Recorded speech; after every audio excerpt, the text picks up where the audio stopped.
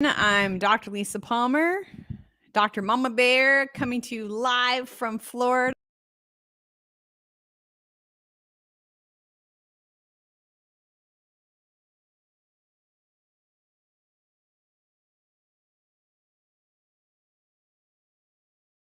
And with I'm laughing because it says my mic went out. So let's see if this thing works. Hopefully you guys can hear me. Let me know in the chat if you can hear me. I said my mic went out. So hopefully I'm not talking to myself.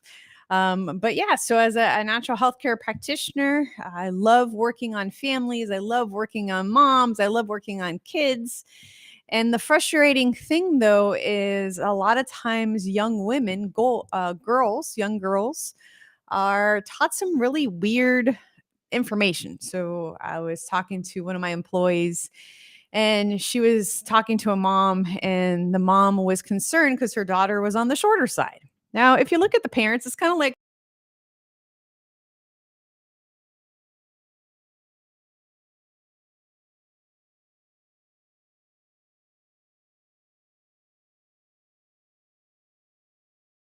maybe the dad has a bigger head.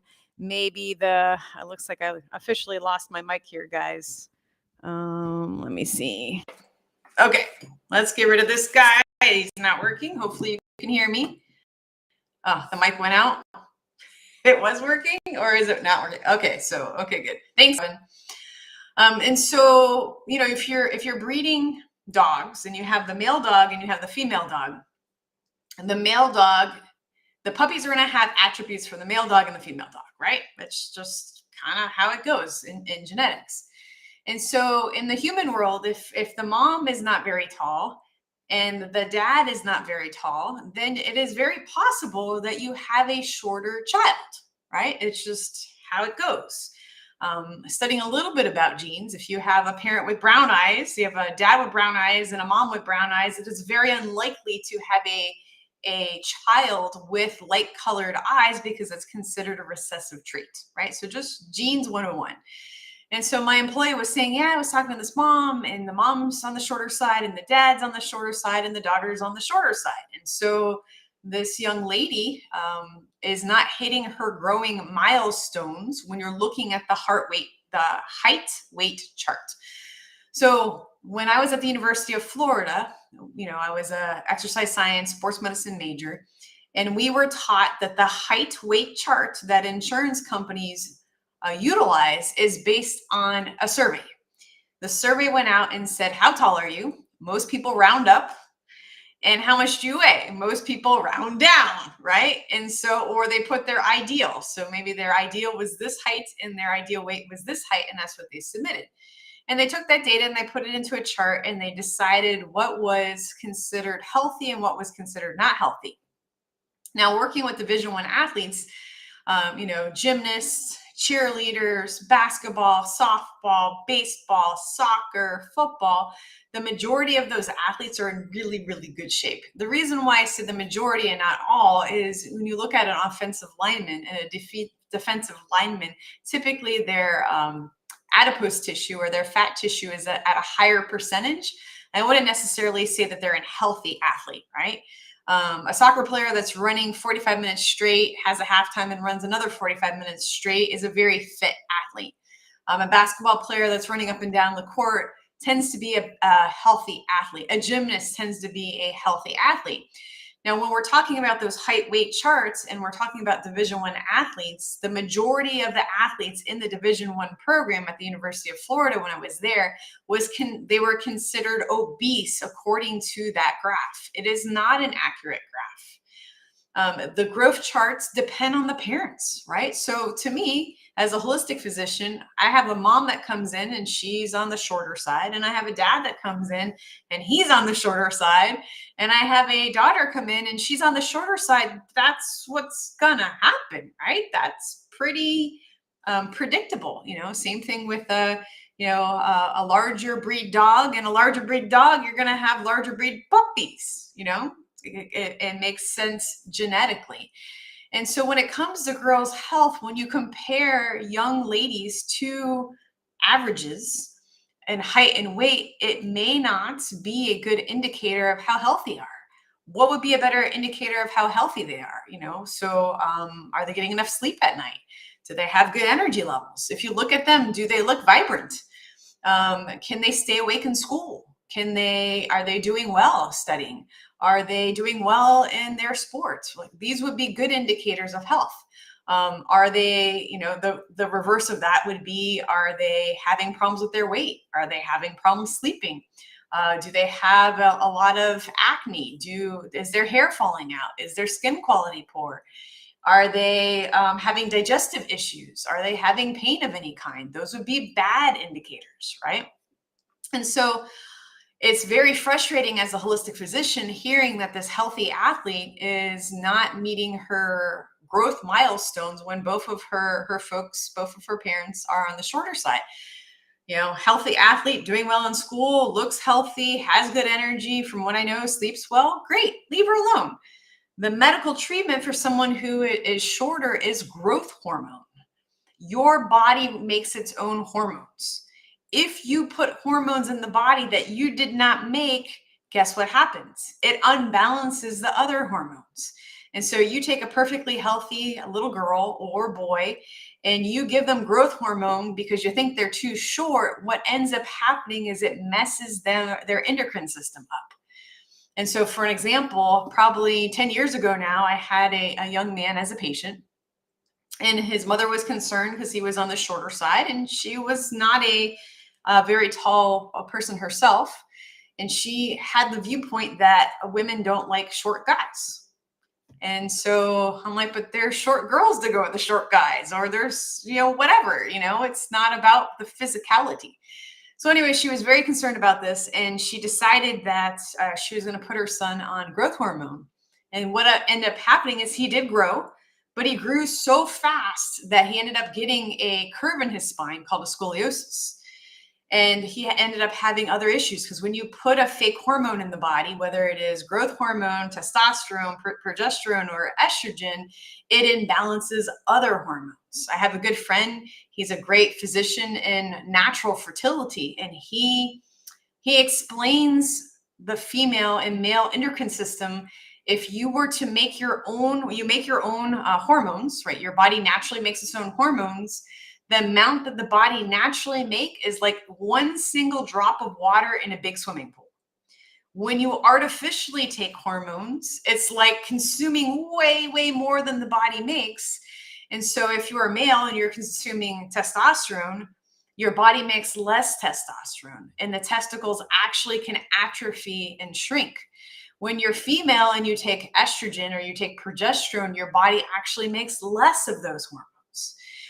I am not saying in any way, shape, or form to stop your hormones. I am not saying that. Typically, to come off cold turkey is a very, very bad idea. Why? Because your body got used to the level that you were on. And if you stop cold turkey, it would cause issues. What do you do?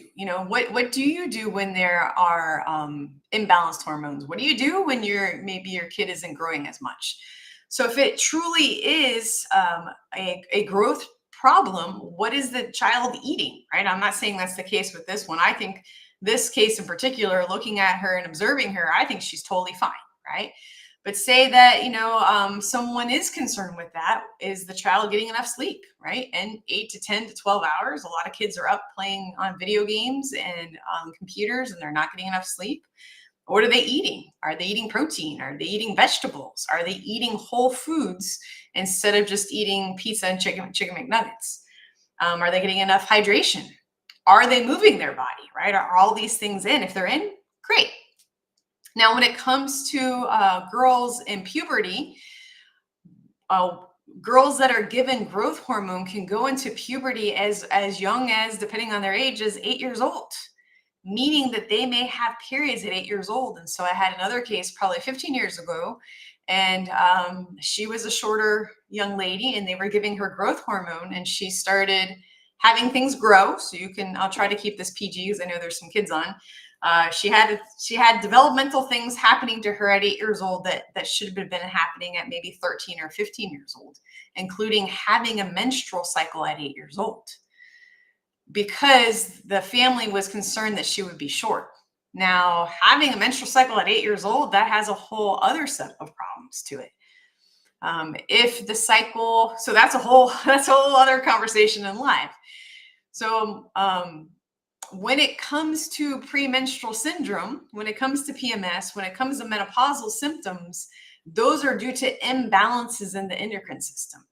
As a holistic healthcare physician, we look for what the imbalances are. One of the biggest things that often is ignored in traditional medicine is mold. Mold interrupts the endocrine system for men, and mold interrupts the endocrine system for female. It can cause too much estrogen in women. It can cause too much estrogen in men. In men, that looks like the growth of breast tissue. It could look like low testosterone.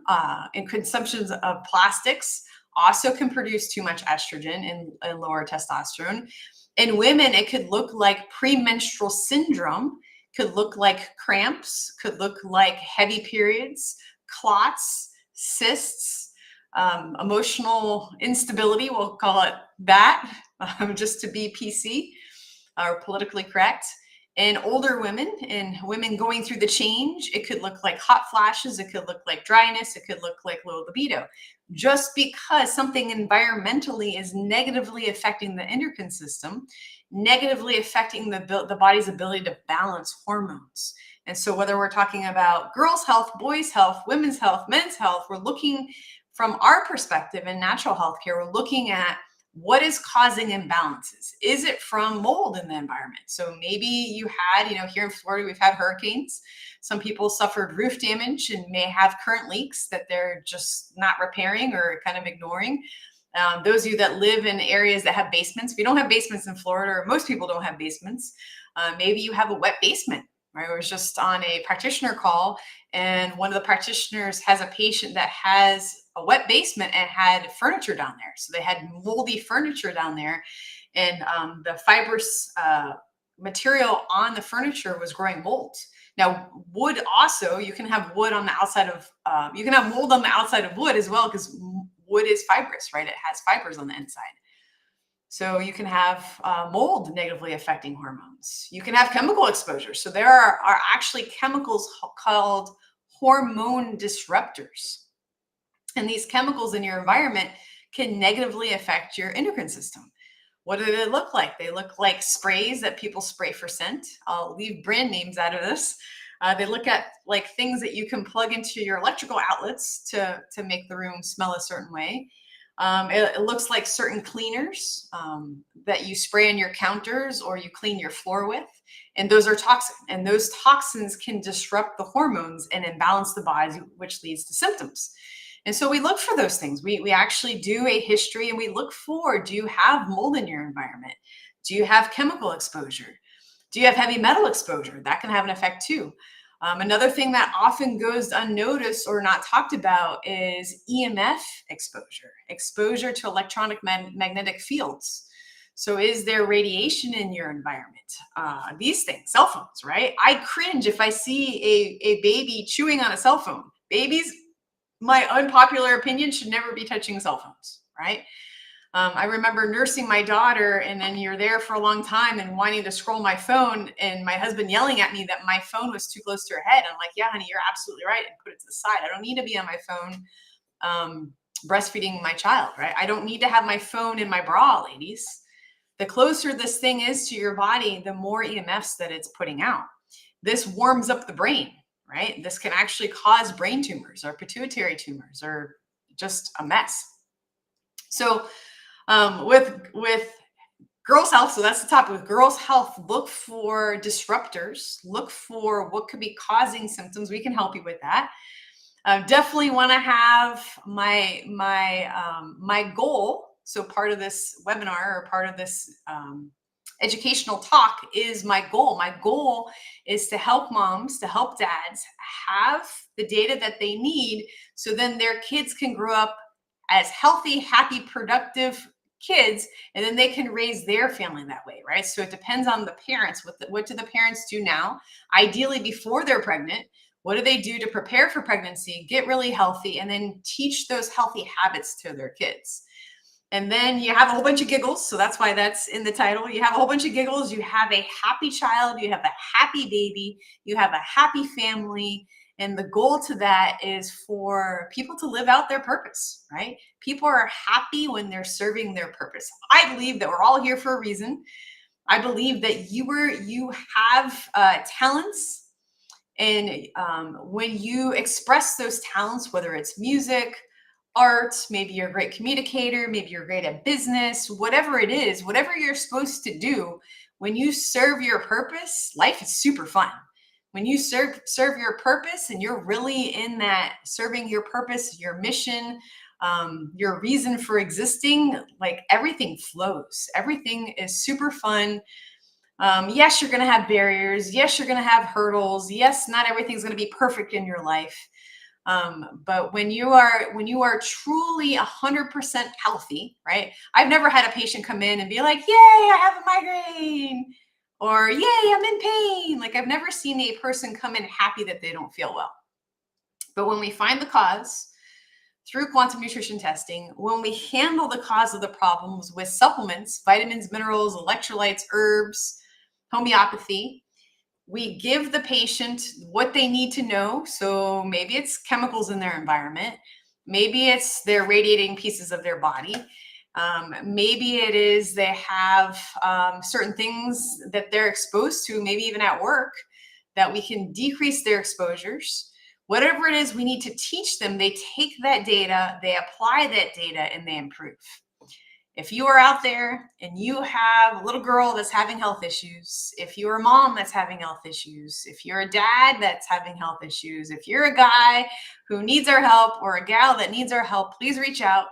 I'm Dr. Lisa Palmer, Dr. Mama Bear at Palmer Natural Health, and we're here for you. Good night, everyone.